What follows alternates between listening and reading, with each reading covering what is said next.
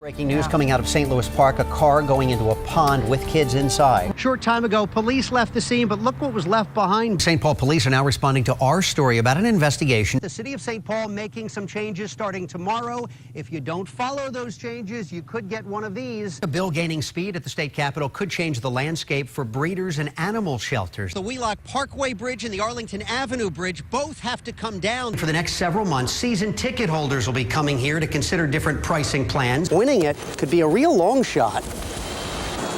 Millions of people will see pay raises, but it could be at the expense of some jobs here. It's actually happening in Michigan. The state is installing these talking urinal deodorizer cakes, hoping to keep the drunks off of the road. Out at a bar, the women aren't talking to you, but at least the urinal is. Yeah. Who's here for Brad Sattin today? I detected it. Welcome back. As you know, for about an hour and a half now, we've been following this breaking news coming out of St. Louis Park, a car going into a pond with kids inside. We do have team coverage inside. Are we hearing anything about the conditions of the three we know, at least three, that were taken to the hospital? We don't know. We are continuing to follow some breaking news out of St. Louis Park. This for about 2.5 hours now. A car went into a pond with children inside. We know a mother and 5 children were inside the vehicle at the time when this happened, around 6 o'clock this morning. We have crews standing by for a news conference from St. Louis Park that is expected to happen at 9 o'clock in about 35 minutes. This is 7 westbound to northbound 100. Happened when it was dark. The kids were all in the car. We understand that CPR was performed on them when they were brought out. We don't know the condition of the 5 children. Again, we're hearing the mom is okay. We'll continue to update you as we get more information. Let us go over now to Rusty with how the traffic scene is there. It is a mess, obviously, on a lot of the roads here. This is one of them, especially in cases where there are cars on both sides of the road. It's really tough for emergency vehicles to get through. As a result of that, the city of St. Paul making some changes starting tomorrow. If you don't follow those changes, you could get one of these. You are in violation. You think you have it rough, squeezing your car with inches to spare between all the others through these narrow snowbank-filled streets? Have you had any moment where you said, uh-oh, I don't know if I'm going to make it? Oh, yeah. Oh, yeah, all the time. Well, try being Patrick Thompson and driving this rig. It's the worst I've seen it. This St. Paul firefighter makes about 12 calls a day, and if fighting a fire is one battle, the other is just getting to it. We need space.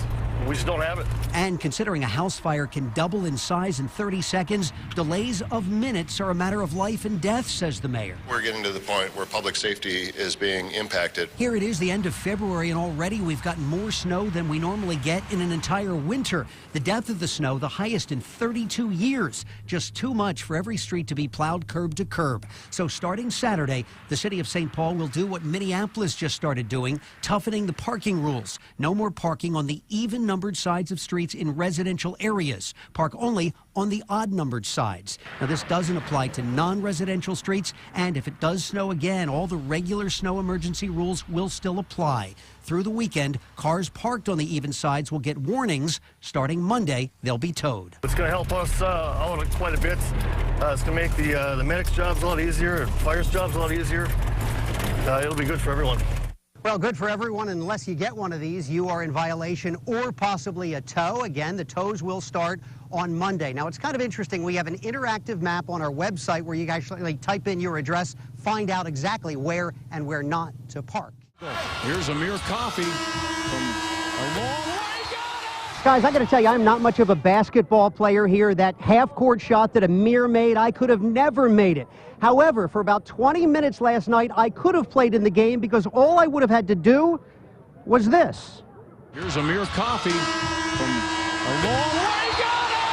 Coffey! Just so prepared and pray to God that it goes in. It went in all right from almost 70 feet out. Amir Coffey's game winner, a miracle buzzer beater. It took me a few seconds to actually realize that it went in. The basket sent Hopkins to the championship game against Lakeville North tomorrow night, but don't ask this sophomore to do that again. I think that was a once in a lifetime. I don't think I could hit that again if someone paid me to do it. The #1 play on ESPN last night. Safe to say Mom was more nervous than he was. And I felt like, oh my goodness, I need those paddles to start my heart again because it was like a heart attack moment. Hopkins into the state championship game. But if that was a heart attack moment, it followed 20 20 minutes of barely a pulse basketball, downright boring.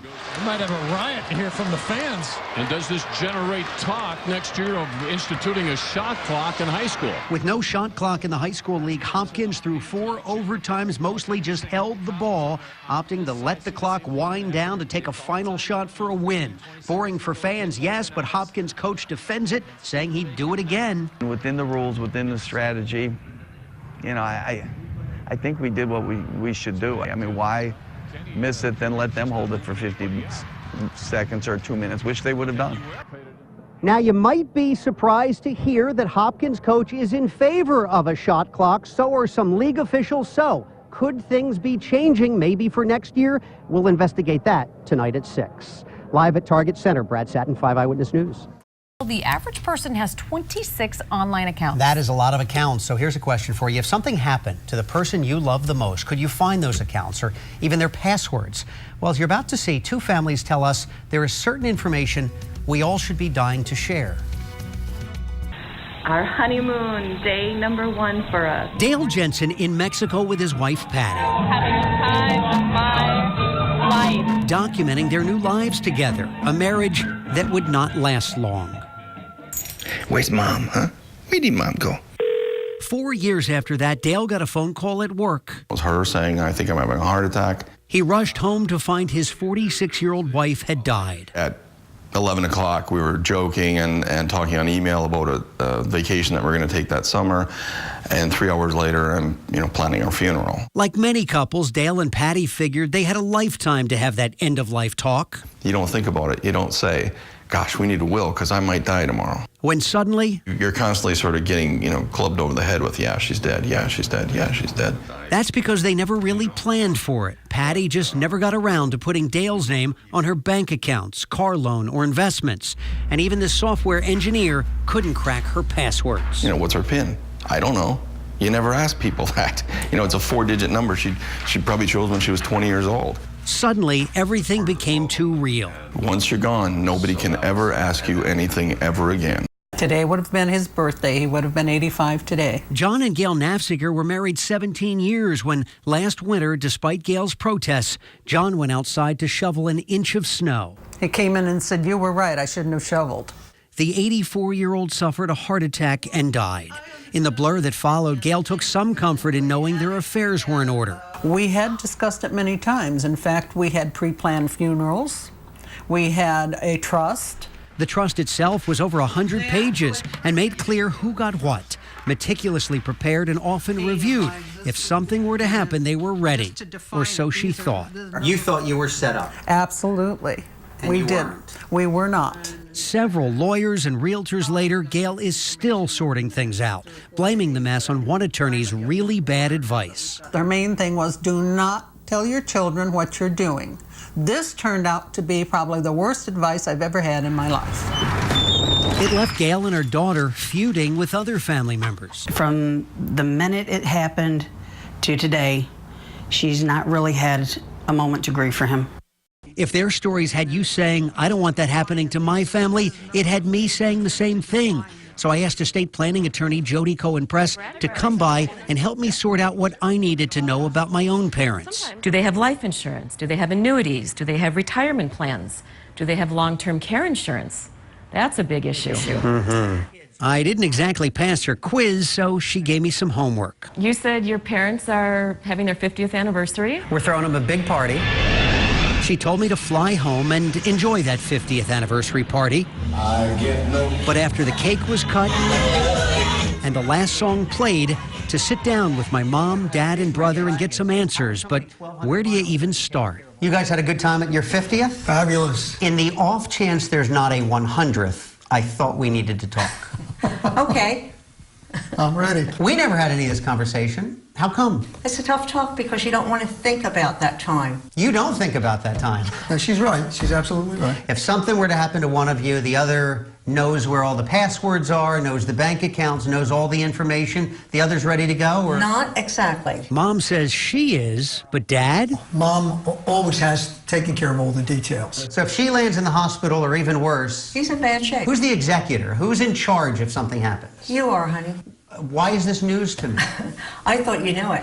And it turns out I may not even be the best choice, according to our probate lawyer. You live in Minnesota, Right. and they live across the country. Yes. How will you manage that? How are you going to do that? Do I call you? I'm suddenly starting to feel maybe we're not ready. So armed with 10 questions all adult kids should ask their parents, I delivered them rapid fire to my mom and dad. You just give me yes or no, we're ready. Healthcare directive? Yes. Power of attorney? Yes. Hesitation? Hesitation because I'm still thinking about it. Will? Yes. Trusts funded? No. Life insurance? 401ks? Yes. IRAs? Yes. Long-term care insurance? When was the last time you looked at this stuff? As for online passwords, are they written down in a secure place? Yes. Do you know where that secure place is? No. I couldn't help but notice between the guys, my dad, brother, and me, we didn't know much. I'm learning as much as they are. Isn't it funny that she's doing all the answering? Well, probably not so funny. Cohen Press says that's not all that unusual. One parent may have paid the bills throughout the marriage, and one may have been in charge of taking out the garbage throughout the marriage. And whichever one dies first, either taking out the garbage is going to be a horrible event, or balancing the checkbook and paying bills will be difficult. By now, can you guess who does what in this relationship? I do the trash. And my mom, the checkbook. So it turns out, even if the one person who controls the money is convinced she's prepared, but no one else is, there's a pretty good chance no one's prepared. You and I have to have some conversation about this. I agree. There's a lot of voids here on my part. It's good to have a meeting. It really is good to have a meeting and be able to talk about it. Yes, it is. Sometimes just getting everybody together is the hardest part. Well, we do encourage you to have that meeting to talk about it. We have all kinds of resources, including the top 10 questions to ask your parents or any loved one, really, online. You can get a lot of information by going to KSTP.com right now. There sure is a lot of slicing, pouring, stirring, flipping, tasting, and yup, judging going on. All in all, that dessert's stellar. At the Pro Start Invitational, 10 groups of high school students hoping to measure up to become the top cooking team in the state. And talk about a pressure cooker. It's very nerve-wracking, I can tell you. Each team has 60 minutes starting from scratch and using their own ingredients. 2 minutes, team. 2 minutes. To come up with a salad or appetizer. I've always thought appetizers should be seafood. An entree. 1 minute. And dessert. Spending the entire school year practicing for this 1 hour. 3, 2, 1, time. Hands up. Inspired, many are quick to admit, by what they see on TV. Hell's Kitchen.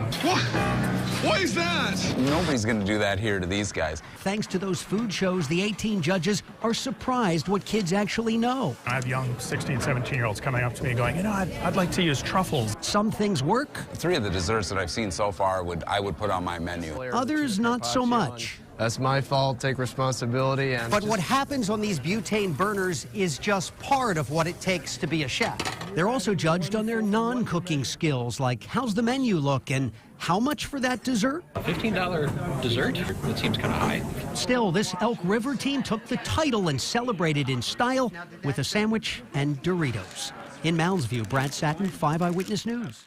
Well, helping when it is needed the most. Some local volunteers with the Salvation Army about to hit the road. Right now they are heading. Law enforcement and community leaders are teaming up today looking for ways to try to stop young Somali men in our area from being recruited by terrorists. Now, the threat involves the al-Qaeda-linked terror group Al-Shabaab. Panel is going to be holding a seminar in Bloomington today to examine how local men are being recruited, what can be done to stop it, and the lessons learned following that shopping mall attack in Kenya back in September.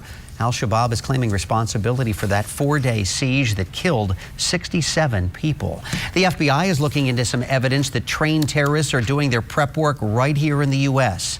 Take a look at this FBI surveillance video of an admitted al-Qaeda terrorist who already killed American soldiers in Iraq. But this video was taken not overseas, but in Bowling Green, Kentucky. Authorities saying he is one of 2 al-Qaeda members who were able to come into the U.S. because of a flawed system of background checks that didn't pick up their terrorist pasts.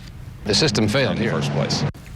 The two men in Kentucky were recently arrested when one of the men's fingerprints was found on a bomb planted in Iraq back in 2005. The U.S. has a storage warehouse of tens of thousands of other unexploded bombs that were confiscated over the years. Experts are now examining those bombs, hoping to match more fingerprints. Some new details this morning about that shooting that happened at the Los Angeles airport recently that killed a TSA agent. Coroner's report now says that Gerardo Hernandez died within 5 minutes of being shot. Investigators were looking into whether paramedics could have possibly saved him had they gotten to him faster. It took first responders 33 minutes to get him into an ambulance and on his way to the hospital. More details about his death are expected to be released in the next couple of days. It's the release of the city's 97 sampler, one of the few CDs nationwide people will wait in line for. Lots of them already are lining up at this Target. This is in Edina. Got the bands playing, music going. The doors, though, are still locked. There are only 40,000 copies available. They cost $33. There are 33 songs on 2 discs this year. It's the 25th volume of the CD, featuring artists like Capital Cities and Matt Hires. CDs go on sale at 8 o'clock this morning, so in about an hour and 45 minutes. As always, the proceeds go to charity.